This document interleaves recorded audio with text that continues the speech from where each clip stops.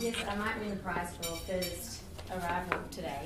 I've actually come from Montana, where I'm currently living, so but I couldn't miss out on this conference.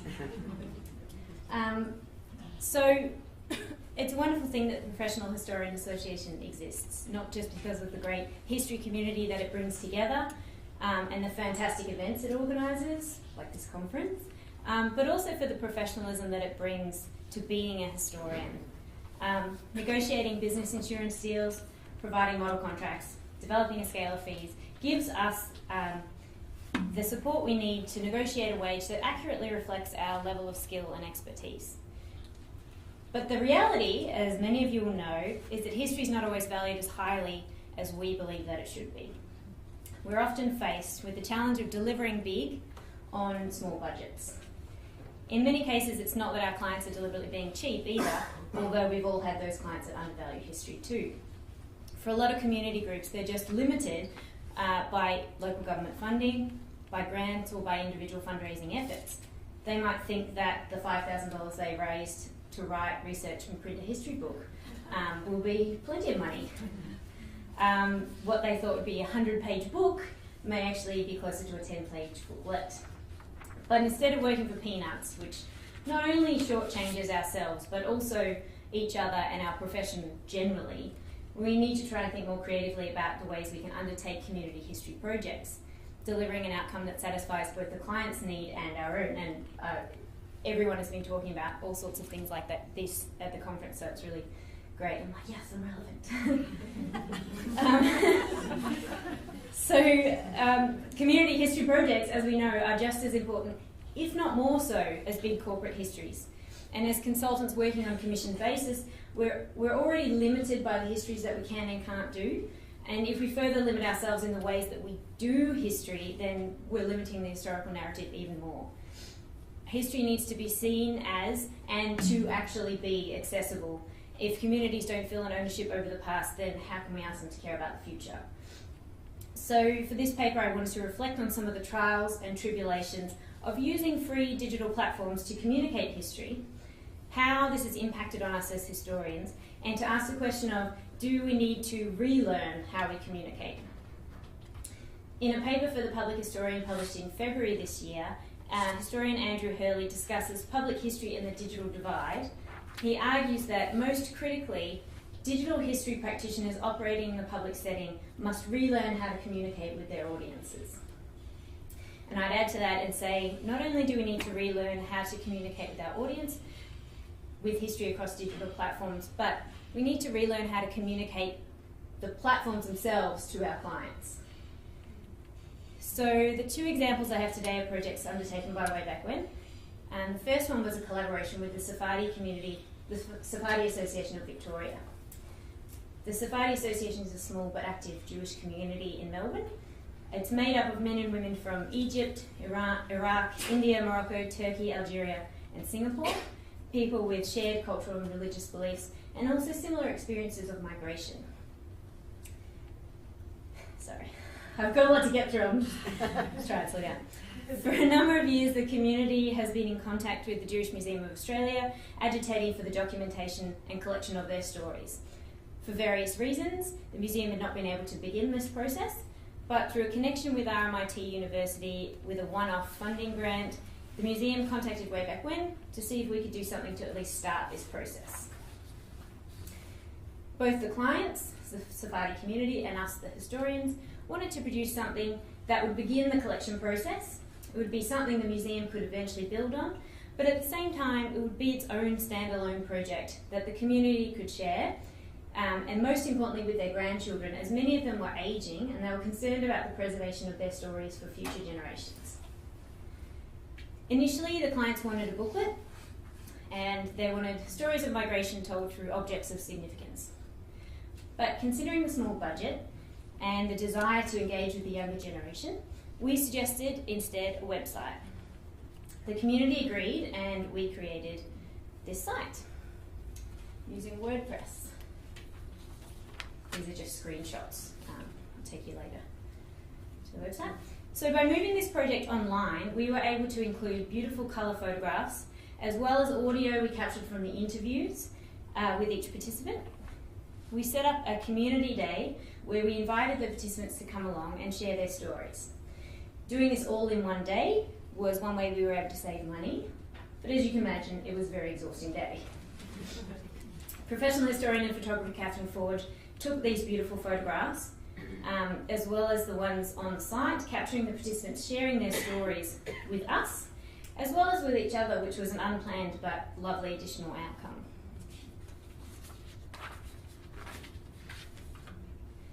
Afterwards, with the photographs and the audio and the notes taken on the day, we were able to communicate these stories via a WordPress site. We had never built a site before, but we had limited experience doing some of the back-end work on our own company's website. So stuff like updating the web content, writing blog posts, things like that.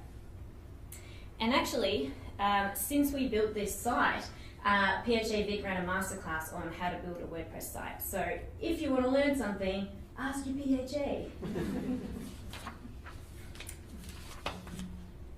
So we edited all our audio into sound bites using Audacity. No doubt many of you are familiar with that. It's a free program designed for non-sound engineers. And then we used SoundCloud, a free music hosting site, to upload the audio and embed it in our WordPress website. WordPress is integrated with SoundCloud, so this is really, really easy. This slide just shows you, this is the back end, this is what you see when you're uploading everything, and that's the front end. So you can see they're not too scary. Overall, we felt that this end product was a much more dynamic and engaging outcome that had the potential to reach a much wider audience than the printed booklet. And I'm just going to quickly take you to the site.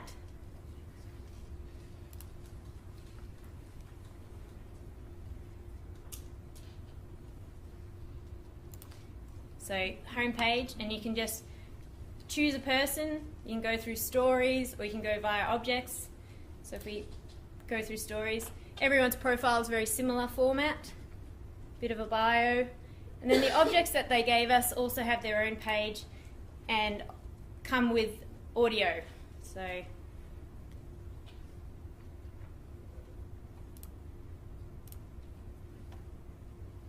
the jewelry box was given to me by my husband after we got married. But it was a few years after we got married that he told me, you know, after I had the children and all that, he told me, you know what, in my surgery, in one of the cupboards there, I have this jewelry box that my mother gave me to give to my wife. And it was, they had a pair of earrings with ruby. But the jewelry box, you know, I did put a lot of my jewelry in after that. But for living, you can't take anything, and we were promised by someone that he was going to bring it to us here, which I never saw that jewelry again. So that I was left with that empty box. It means, you know, something that I could bring out of Egypt. It means a gesture that this woman wanted maybe to be alive, to give it to the wife of her son. Yeah.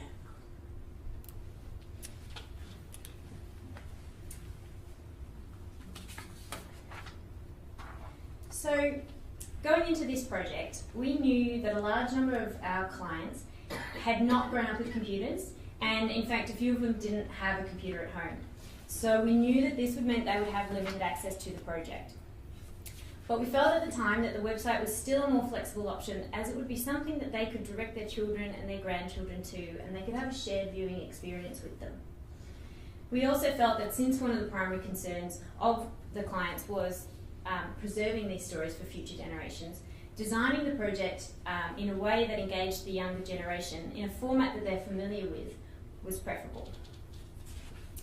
It's been just over 2 years since we launched the site, and while I believe that it has reached a wider audience than the booklet would have, I can't know that for certain. Thanks to Google Analytics, however, I can tell you, this by the way comes with WordPress, so you can get all these statistics easily. Since we launched the site in 2014, we have had 624 visitors. We know that a majority of the visitors were from Australia, and they came to the site directly or via the Way Back When website. But there were also a number of visitors from the United States, Israel, Spain, Singapore, India, Algeria, Canada, and the United Kingdom. So a number of these countries are the places where the project participants lived before they came to Australia. So again, it's speculation at this point, but I guess it's likely many of those visitors were relatives and friends of the community here in Melbourne that were directed to view the site. So that's quite a cool outcome. Since completing this project, I think, however, we underestimated our clients' understanding of publishing online compared with traditional publishing, so book form. We knew most of them had not grown up with computers and had limited experience with the internet, but we felt that we had explained what we were doing and how it all worked. In hindsight, however, there's a chance we didn't do this as well as we thought we did, because just a couple of months ago, in fact, we were contacted by 2 of the participants who wanted us to remove them from the site. So it was unclear exactly why they wanted to withdraw almost 2 years after the project, but it was clear that they were uncomfortable with the fact that they were on the internet. We felt that this digital platform was a great way of communicating the history we produced to our audience, and I think based on the interactions the site has had, it has been successful. But our communication with our clients about what this digital platform meant for their history clearly needs improvement. The benefits and consequences of publishing online through a platform like WordPress are that you can edit the pages at any time. So unlike a paper publication where, short of reprinting, there's sort of not much you can do. We felt, of course, ethically, we had to remove these people from the site at their request. But what if all the participants wanted to be removed? What would happen to the project then? Is it just lost to the Internet Archive forever?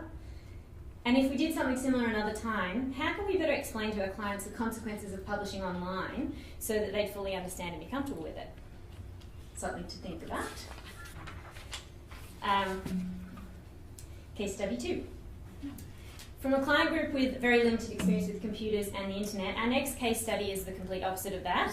The History in Place project, during the History in Place project, we were working with children in grades 4 to 6, so basically born iPhone in hand. The History in Place project was created as a result of a partnership between the Heritage Council of Victoria, the History Teachers Association of Victoria, and Culture Victoria. In fact, Joe Klein, who spoke yesterday, was part of producing this project, which is very cool. So it's designed to establish the framework for students to engage with their local history and heritage, and also help teachers to implement the new Australian history curriculum. So that's how it came about. It involves a partnership between local historical sites and local schools. Despite having a very successful pilot program and a really great toolkit that's online, developed so that teachers and site managers of local sites and museums could theoretically implement this on their own, the take-up of it was much lower than anticipated. So in 2014, the National Trust received some funding from Arts Victoria to involve a second round of schools in the project and to train some of its site volunteers and site managers. It was hoped that by running facilitated programs with the heritage property managers and local schools, that there would be further interest and take-up of the online History in Place toolkit, and the implementation of the project would increase the confidence of National Trust site managers and further participation in the project. So way back when we were engaged as facilitators, we ran a training session for the site managers and coordinated the project with 5 schools across 4 National Trust sites. The project involves 1 full day at the chosen site, followed with 2 follow-up class sessions at the school. It wasn't a hard sell because schools really enjoyed the fact that this had a 0 expense for them.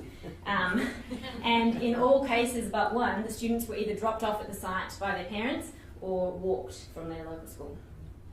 The project was designed around using iPads and iMovies, which iMovie comes free with iPads, and at the time, maybe still now, every school in Victoria was eligible for a free class set of iPads. Students loved the hands-on nature of the day, They especially loved using the iPads, and it was really great for us as historians to engage with kids and to see them experiencing history sometimes for the first time in such a tangible way. It certainly reinforced our belief that history is inherently interesting and fun, and definitely not boring. The biggest challenge was not explaining the technology to the schools or the National Trust sites, nor was it selling the idea. The hardest part for us was explaining to the kids the concepts of historical research and storytelling. How could we show them that the films they were making were different from films you saw at the cinema? We had to go through things like copyright regulation, integrity of sources, as well as the difference between primary and secondary evidence. And in one site, the portable iron houses in Port Melbourne, that site, the story of the site is the houses themselves, which is a bit of a harder sell than something like Mulberry Hill, where the story is Joan and Darryl Lindsay. So the idea of seeing objects as stories and that kind of thing was sometimes a bit hard for them to grasp. On top of this, without careful supervision, many of the children would get distracted by the technological possibilities of movie making. They get very focused on the opening titles, on the sound effects, acting, and then they'd run out of time for storytelling.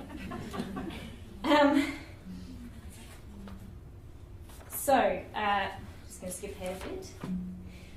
Overall, though, the History in Place project is a fantastic way of engaging students with local history and heritage and vice versa on a very limited budget.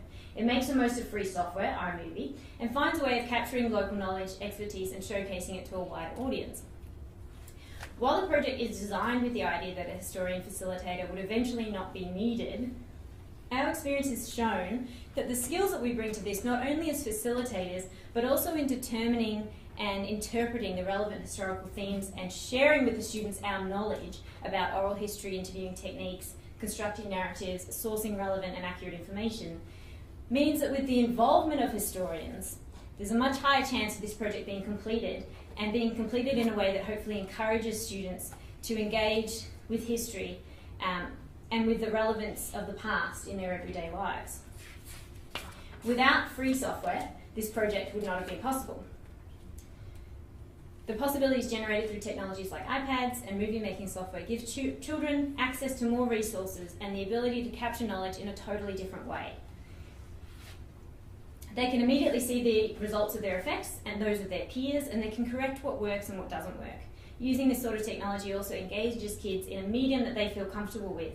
They get excited about what they can create, and we just cannot underestimate how important enjoyment is as a factor in learning. So, very quickly, I'll just show you one of the films, a bit of one of the films.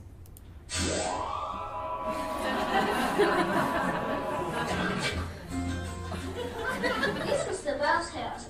They had 8 kids living there. There was a bathroom and a kitchen, but they were not connected to the house. The kitchen wasn't connected because if the kitchen caught fire, it wouldn't burn down the house. There was one person working in the kitchen to provide fresh bread and food for the miners and the bells. In the house, there was a dining room where they ate breakfast, lunch and dinner. This is where the blacksmiths worked. The workers would have some of their tools made here. This is the working horses' stables. The Clydesdales' equipment was sorted here. The horses needed a lot of equipment to do all the jobs to help the farmers. The horses did a lot of jobs. They ploughed, they helped do the harvesting, and they were used to transport people and goods.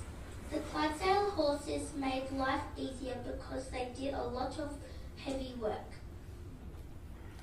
It keeps going. So these two examples highlight two very different aspects of the importance of communication in our work. In the case of the first project, the Sephardi group, we, the historians, could have benefited from relearning, or at least thinking more critically about how we communicate the technology side of things to our clients.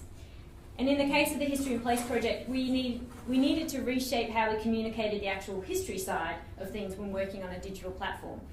Communicating with our clients and our audiences when working as digital history practitioners, as Andrew Hurley said, is absolutely key. And in both cases, the Sephardi website and the History in Place project, we use software freely available to anyone. Software that can be used by anyone for anything, not just history. What makes it work as an avenue for presenting history is us, the historians.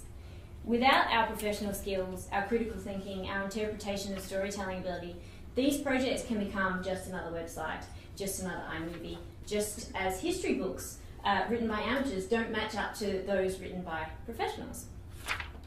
We have the ability, as you no doubt know, to apply these skills across a broad range of platforms. We know that we need to keep abreast of the diverse ways of history is being communicated. Even if we don't know how to create a history podcast, for example, we should at least know that they exist. When budgets allow, of course, there are plenty of skilled professionals we can turn to help turn our content into interactive and engaging digital entities. And way back when, was constantly trying to push the boundaries when presenting history.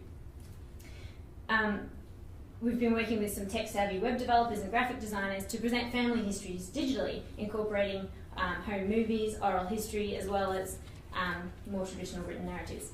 We should be striving to keep ourselves aware of not only the different ways of engaging with history, but also the ways in which people are communicating and sharing information more generally.